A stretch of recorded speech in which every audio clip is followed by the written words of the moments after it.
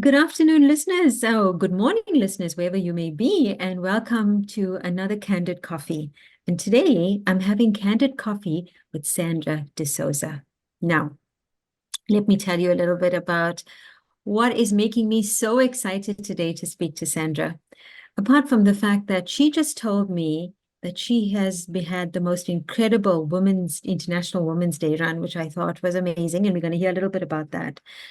But Sandra is a founder, CEO of a company called Elect, which is focused on ESG goals, specifically diversity, equity, and inclusion, which of course is very close to my heart. But she's also a published author as well. And when I look at how accomplished Sandra has been, she's a woman of many, many talents. So with that, I'm so excited to have Sandra join us on our episode today. So Sandra, welcome. Thank you. Thanks so much for having me here. Awesome. Well, listener, Sandra has, such a long and varied career, but most importantly, she's had a career that has had significant impact on those around her as well. And so with that, Sandra, I'd like to invite you to share with us a little bit about your journey and how you got to being the CEO and founder of Elect. Well, Arvashni, sorry, I'm just it's early morning over here. I had my first coffee, so I will get my mouth going.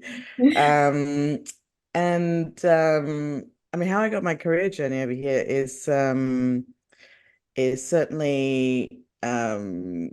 it's an interesting journey. So let me start off with where the I've always been interested, I think, as a teenager, for gender equality.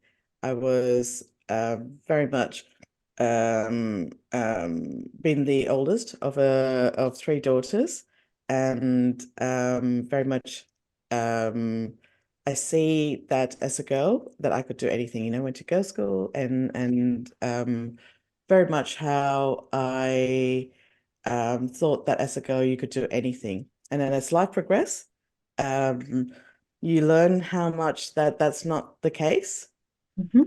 And and you see, I guess, all kinds of barriers that you didn't know that could happen in life. And you wondered why, and you wondered what that was the case. Mhm. And I guess you're going to ask, many different questions over the podcast. I won't go too much into it, but I think ultimately, I just wanted to, I guess, quickly give you a very, very short version, is that I'm very fortunate that for me to get to where I am now is that from my teenage passion of feeling that a girl should be able to access any opportunities. I feel that that's what I would like everybody be able to have, that access, unbiased access to any opportunity, and combine that and do that as part of a business. That is awesome, Sandra. And when you were speaking, I was getting a little bit of goosebumps, right? Just now when you were talking about how you had big dreams when you were little and how those dreams changed over time. I don't know if you've ever seen this ad that was created called The Dream Gap, Sandra. Oh, no. But it is so interesting how, and it starts with all girls have dreams. They could be Mm, presidents, they could be astronauts. But somehow or the other, the dream when you are 5 or 6 years old is not palatable for the world. And the world knocks your dream back, knocks it back to a point where the world thinks it's palatable for them. Right. mm, And the task in front of all of us really is to think about how do we become the voices and the champions so that dreams can become reality. Dreams don't get mm. knocked back to be palatable for the world. And Yeah. so that with that, I mean, that's for me, when you were speaking right now, the goosebumps were coming in because I thought you are doing that, right? You are advocating for dreams to become reality. Tell us a little bit about the work that you do today, Sandra. So Elect is basically it's a platform, and it's driven by the research that's noticed that there is so little representation of women on leadership and board roles. So Mhm. when we were looking at how on the listed stock exchange when we started, that we had four criterias. We looked at how many women are women CEOs and CFOs, women board chairs, how many companies had at least 25% women on boards and 25% women in C-suites. And when we look at all of them, we wanted to see, you know, how many of them had at least three out of those four criteria. And when we looked at a couple of listed stock exchange, less than 5% of companies had at least three out of four. And so our work is basically saying, well, we want to increase that percentage. Mhm. And that is really from that research. I interviewed CEOs, and to get that knowledge of those CEOs who were those 5% of the CEOs, reached out to them, and I want to say, what makes you special? How come you can achieve when the 95% of the companies couldn't achieve that?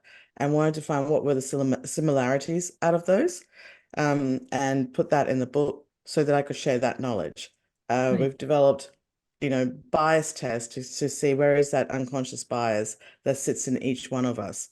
We have programs. We have we've got the building actually is about to launch this online community to bring all the women leaders together, so that my vision is to have 100,000 women leaders, so that I can say to companies, here they are. People say we can't find them. Where are these women that who are apparently suitable for leadership and board roles? Well, I want to say here they are. So that's the vision of Elect, and that's the work that we're doing. That's what, and then we also have the accreditation badge, most importantly, is to highlight the companies that are already achieving those criteria and celebrating them, and encouraging other companies to achieve those criteria, so Mhm. that we see women in leadership, women represented in leadership. Because when you do that, what you truly see is gender balance across the whole company. So that's our work that we're doing right Right. now. Right. And that's really interesting as well when we consider, depending on where you are in the world, 50 to 51% of the world's population, of the population will be women, right? Exactly. And Exactly. yet you share, and I mean, the first time we spoke, it was awful statistic, right? We consider, Yes. and less than 5% of all the companies you surveyed on the stock exchange met this criteria of having Yeah. female or at least female representation Yeah. in their company. What has been, in your perspective and from the work that you have done, Sandra, what has been the number one driver of this low percentage?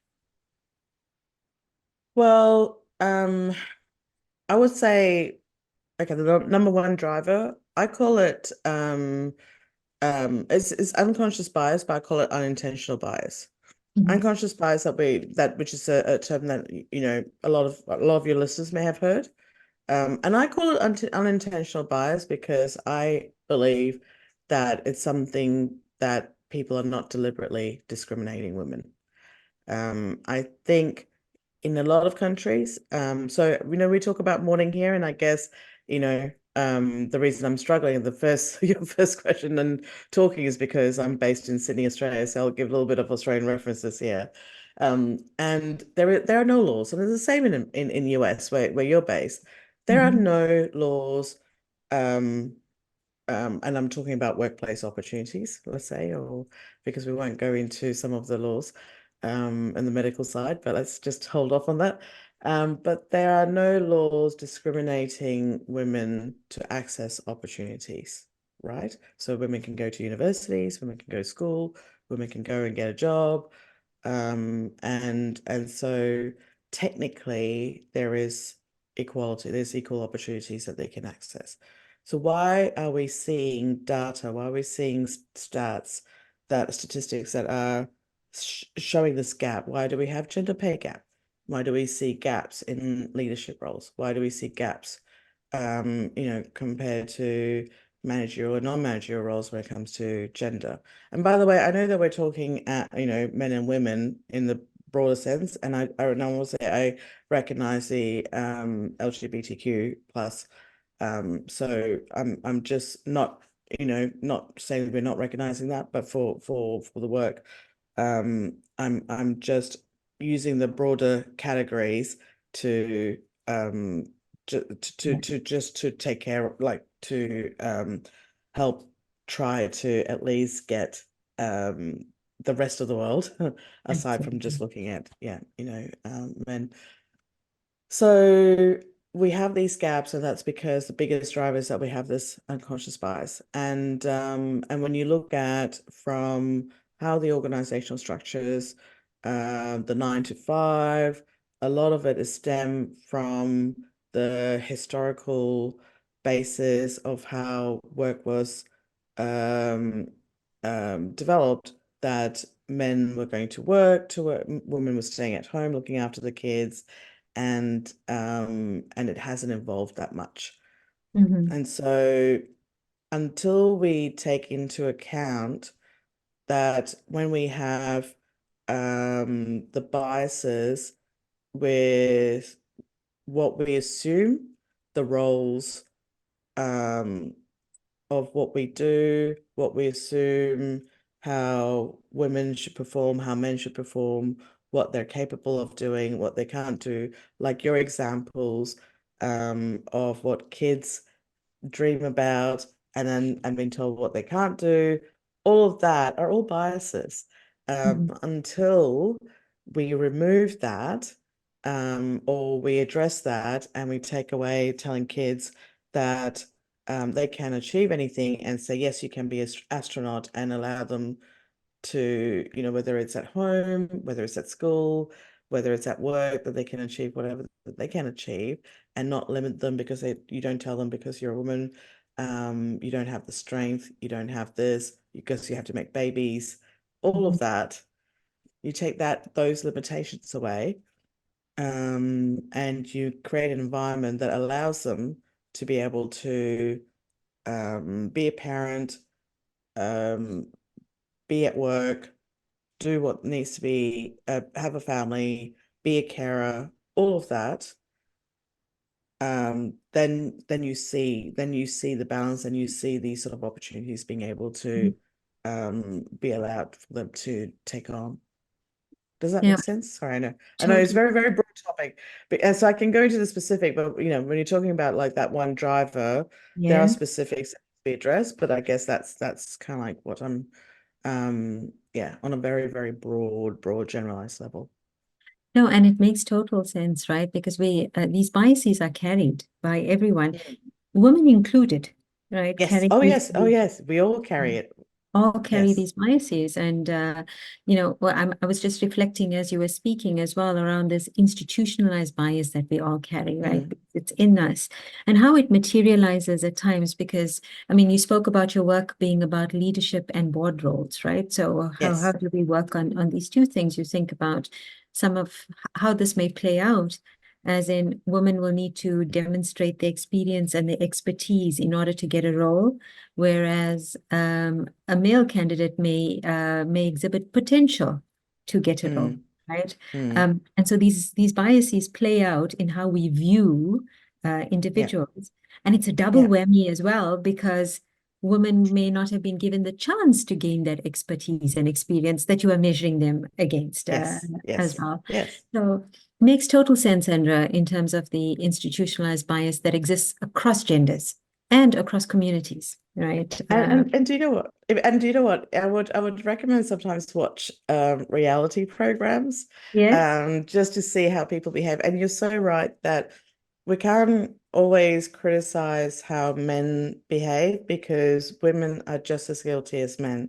We all have it. We have to recognize that we all have our how we behave towards each other is important to reflect and important to be aware and understand, because it's the conditioning is that bias Absolutely. is in us, and that's why we've developed this gender unconscious bias personality test to see where Mhm. we sit and how strong our biases are and how we can be aware of it and understand so that we catch ourselves what we do and how we could stop ourselves from, unintentionally apply that to situations, to people, and so that we can Mhm. then start adjusting our behavior, because we Yeah. just do it. We don't realize that we are, men and women. That I'll give you one stat, okay, Right. just one stat. That there is a stat, a research, and it's actually a US study that showed that men and women are 25% more likely to interrupt someone in a meeting if that person is a woman. Mhm. So it's a meeting behavior study. So it's I shared I share data when I do speaking engagement, and that's just to show this sort of like unconscious bias or unintentional behavior that we do. So in meetings, I share data how men tend to talk more, how women Mhm. tend to talk less. And so it's about being seen and being heard, which is important, and also how women tend to get interrupted, not only by men, but also by women. And so I say I shared this data so that you're aware of it, so that you don't take it personally yourself. It's Right. just we all happen to do it. And so you need to make that extra effort to say, actually, I haven't finished talking. Would you mind if I continue? Would you mind if I, just assert yourself a little bit more so Absolutely. that the people unintentionally may not realize because that they're doing it, and they tend Mm. to do it because you happen to be a woman. And I say And this also some men, so they're aware, oh my God, I'm doing it because you happen to be a woman. I don't mean it, but also to catch themselves. Yeah. and you, Sandra, I'm getting from you as well as awareness of how we behave, right, Mm, is key. mm, Understanding that some of it may be learned behavior. Women watching men do that to women becomes a learned behavior, mm. right? That you Yeah. are, and being so the awareness of ourselves, but awareness of a learned behavior and its impact on others. Um, Yes. Absolutely powerful when you share that, Sandra. And I'm also thinking about something you said now, where you said, how do you that you women should actually stop and say, "Hey, I'm still speaking. Can I complete what I'm saying?" And being in a corporate role myself, at times I ask myself how much more effort that is on my part, right? Not only am Mm, I now a participant in the meeting, but I become a moderator of behavior in a meeting as well. So in effect, I'm yeah. playing two roles in a meeting, which is just thinking a little bit more onus now starts to sit Yes.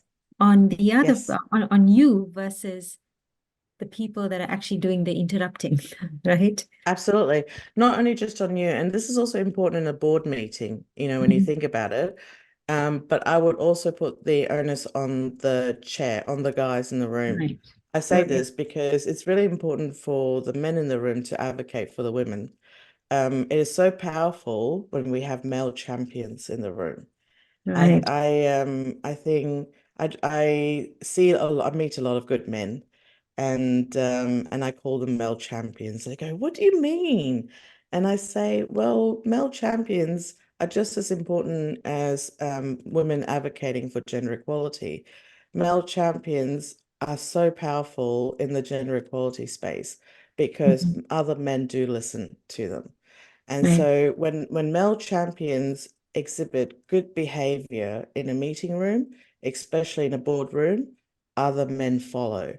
And Mm. so when meeting behavior, like you said, when women are interrupted, and if like you said, it's important for women to stand up for themselves, but it's even better is when male champions call out those behaviors and say, actually, why don't you let her finish? Mhm. That is so much more powerful. And so we share responsibility then in a meeting, right? Absolutely. To, Absolutely. yeah. Absolutely. If the chair of the meeting or of the board can advocate and say, why don't you let her finish, and just and help to allow women to speak up more, not be interrupted, share that kind of like balance of that everybody gets a chance to be heard and add value, have that Mhm. little bit of that push, the that speaks volumes. And So that behavior and that way of conducting a meeting, and that would and other men can learn from that. And obviously, can you see that viral effect that would just help? There is actually a software to help corporates to improve the gender balance in meetings, because there is such a thing the of software for inequality in meetings. everything, Sandra, I right? know, I know, I know. So it is a reality that there is inequality in meetings, and that's because women don't get heard, Mm, women don't get to add value. There is and not be seen, and so that's why, as part of the drivers, one of the many drivers why women don't get to the leadership roles, and so the chair of whoever organizes the meetings, they're the champions who can try and be more inclusive, make sure there's diversity in the meeting, that there's different perspective, and drive good behavior as well. So, Sandra, in speaking about this board composition and how you had shared that, you are hearing from your CEOs and CFOs, etc., to say, where are these qualified women? How do I find Mm. them? Um, and I would argue they are everywhere if you look, right? I know, I know. They Yes, would. yes. So, in your work, and especially around boards as well, what how do more women, what advice would you give to women about how they go about either securing board service or ensuring that they are part of the mix in consideration for board service? Yeah, it's a tough one. Mhm. Um, because so there's a couple of things. What I've learned, how much I love stats. 80% of board roles come, what I've heard is 80% board roles come through networks. Mhm. Only 20% are advertised. And so the first thing I would say is to tap into do networking. And you can go and apply for them, but obviously it's much harder to apply because you'll be competing with many. Certainly participate in organization like Elect and Veblen. Mhm.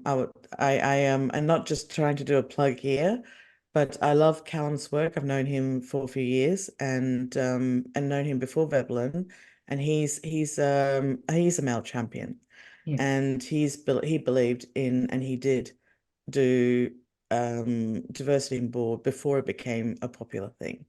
So he had that core value, and he was a male champion himself before male champion was a popular thing. So, he was something that he's always a believer in it. And I guess that's why we were connected, before our work was known. So certainly if somebody's interested in that, connect to both of us. But I would say, the networking part is really important, Right. because 80% of those roles are part of that network. And so I guess that's what I'm doing. What I'm doing, knowing that statistics, is to have that network to make it accessible. And then secondly is the challenge is that a lot of women don't believe they're qualified for a board role. And so I have to try and say, well, yes, you do qualify. Um, so that's another challenge. So I would like to speak to these women. I would like the women who's listening to this podcast and say, you know, if you have any professional experience and you're, 30 plus, I would start considering it Mm. as part of your future. Don't think I'm not good enough, but start thinking about it. and start talking about it. Start looking at how you should incorporate your current experience and your career planning and add being on the board as part of your career plan. You know, Sandra, and you're so right about women always evaluating their qualifications and generally so hard on themselves that they'll always find Mm, themselves wanting, right? As opposed mm, to thinking of themselves as having arrived, right? That yeah. I'm reminded about something a mentor of mine shared once, right? When we were talking about board roles, and she said to me, you know, when we are growing up, our parents tell us that no job is too small for us, right? So roll up your sleeves, get down and dirty, do whatever that needs to be done to make things happen. What nobody tells you is no job is too big for you either, right? Yes. They don't give you Yes. the other end of the stick. They only tell you how Yes. hard you must work, but they don't tell Yes. you that you could have big dreams. And I love what you are just sharing now about women not believing they are qualified enough, Mm, because it's about them limiting their own dreams sometimes because they've been told for so long that that yeah. dream is not yours to have. Um, That's right. That's right. yeah, And that's the whole thing is that I don't think, I remember even talking many years ago about women entrepreneurs, and I've had women entrepreneurs who didn't think that that their business could be big enough. They were thinking too small. And yeah, so, and I think women do think too small. The younger ones are getting better, I agree. but certainly do believe that there are a lot of qualified women who are more than capable to be on board roles have not considered it. So I would encourage them to consider. That's wonderful. And thank you for that piece of advice as well, Sandra. I'm also thinking about, you know, sometimes you don't know what you don't know. So if you've never been Yeah. exposed to the fact that there are all these board roles available, you don't know that's a dream I could reach for. So having more organizations like yourself with Elect or with Veblen for that matter, really highlighting the fact that um, your experience, your expertise matters, and it is, Mm, it is, it is important and enough to get you onto a board is really important. So that awareness that these roles are out there, I think mm. it's also opening doors. And another thing you shared where you So just said, can I just say one more thing sure, on that? sure. I do get a lot of people who come to me and say, "Oh, we only want people with merit." Mhm. And not just because they're women. And can I just say, when I say these things, women who don't think they're good enough to apply, I'm not ever suggesting having only women to be on the roles who are not good enough, even though they think they're not good enough. I'm never ever suggesting it. What I do see is always very amazingly qualified women and very experienced women who think they're not qualified, who are not good enough for it, and I think they're exceedingly experienced and qualified. So So so I'm just saying. So this is the thing is that they're all with merit. mm, There's so many women who will exceedingly be beyond what is, who could do these roles well. So I just wanted to just put it out there because um, there is no way in the world that they cannot do that cannot do these roles, and I'm never ever encouraging women who are not qualified to apply for roles. absolutely. And I love Yeah. what you just said. There are so many qualified women out there. If Yeah, they could just yeah, recognize that they are qualified for these jobs, right? Or these correct. sport services. Yeah. And before, I just want to touch on something you said earlier on, which I thought was so powerful as well. 80% of all board roles come through network, right? Um, and then understanding who you are networking and how you are building your network. But the most important thing I took away from that conversation as well is in your network, you must have champions and allies that are going to raise the flag and say, hey, here's a highly qualified woman, female leader, right? Somebody has to raise the flag. So I love that in what you've shared as well, Sandra. So, Sandra, we're Mm. coming to the end of our podcast, and I don't know how Wow. half an hour is gone, right, in this discussion. But, you know, one of the questions I really like to ask my fellow interviewees on these podcasts is you are creating legacy, Sandra, right? You are creating Thank legacy you. for not just this generation, future generations, because we all, we, if you can see it, you can be it, right? If you see role models doing it, you want to do it yourself, and you're creating that, you are creating those role models. You are creating those opportunities for younger women to see women in board roles as well. Tell me, Sandra, when you think about the work that you do, how do you put it into context of its impact? Um,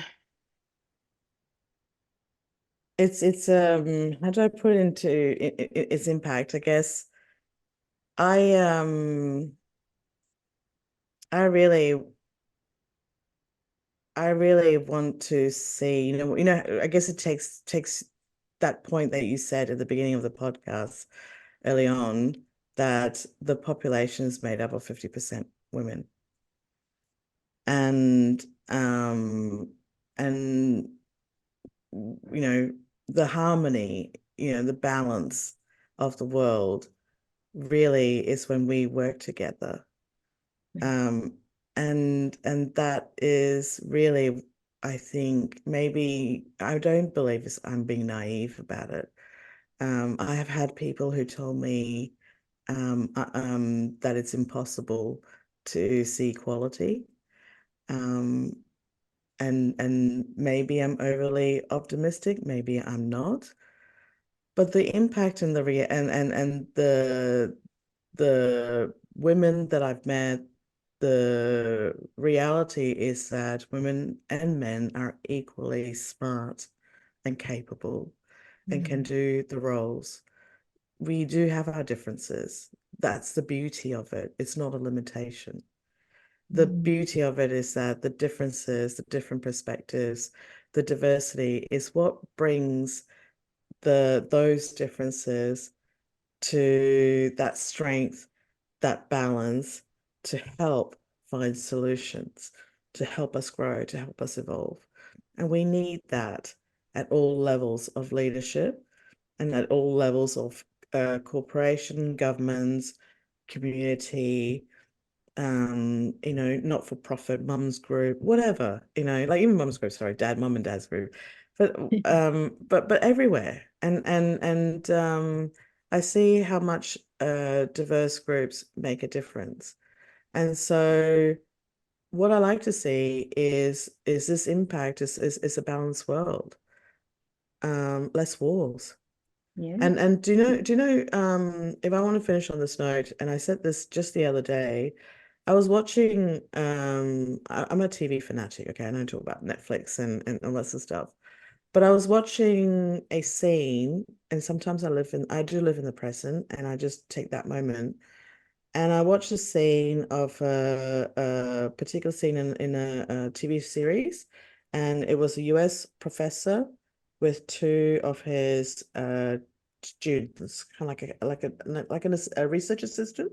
Right. And it was a African American US professor with an Asian student and a woman research assistant. They're both research assistant, but one's Asian and one Asian male and a white female. I'm talking about the race and the gender. And one's gay, one's straight, like all the mix kind of thing, walking along, right? And they were talking about a topic of their expertise. And it was a scene and it was the start of a show. And I just took that moment and I loved that moment because they were just focusing on the topic. And everybody was just carrying on their business and walking around like normal. And I said, how wonderful that nobody talked about their race and gender and their color, sex or whatever. It was just normal. Nobody batted an eyelid. Nobody looked at them strangely. Nobody really cared. It was just normal. And that's what I want to see, is that women, diversity everywhere in leadership and wherever you go is just normal. We don't have to worry about targets. We don't have to worry about International Women's Day or talking about it or gender pay gap. It's just going to be normal because it's 51% of the population. Right. You know, You are right. it's just going to be normal.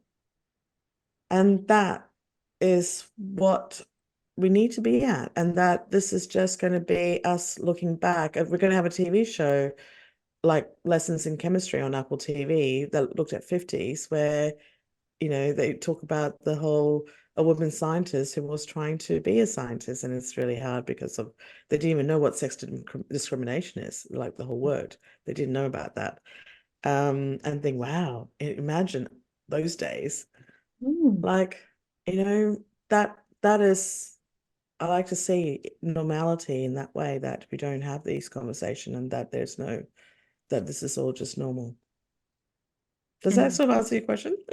oh, Sandra, of course. I mean, you've just characterized the impact so perfectly, right? And for me, what I took away from what you've just said is that the impact for you would be a world where we leave our discrimination, and discrimination does not exist Exist. when we Yeah. are having conversations, right? And while you were saying that, I was so reminded, Sandra, by something a male ally said to me, which I love, right? He said, the definition of hell for him is where the person you are today meets the person that you could be in the future and is slightly disappointed because you didn't reach your full potential, right? And I just think Mm. about the opportunities in front of all of us right now. Our full potential is what I believe you are describing, a world where everybody's truly just measured on their merit. And how do we get to what that good looks like so that it's not hell when we reach there, right? Yes. Have a definition of hell. Sandra, thank you so much for joining us today. I mean, you've left us with such incredible nuggets of wisdom. Not only the statistics that you shared with us, which is incredible, less than 5% of all these large organizations listed on the stock exchange meet the criteria for gender diversity. It's incredible. You also shared with us today that 80% of all board positions come through networks, yet those networks may not exist. So how do we lean into those networks, right? Organizations like that's South right. would elect or even Veblen, but also looking for those male allies that will help us get to where we need to be, I think is fabulous. And the most important thing I took away, Sandra, weirdly, but all of us have our own learnings that we take away, is that 25% of all conversations that women lead will be interrupted by a man or a woman. And so we need allies in the room to stop that from happening. And importantly, we need to believe that we are more than qualified to stand up and own that time space. Sandra, you've been wonderful. Thank you so much for joining us today, and it was such a pleasure to have you on Candid Coffee. Well, thank you so much for having me here. I really enjoyed our conversation. It's been really insightful for me too. Thank you.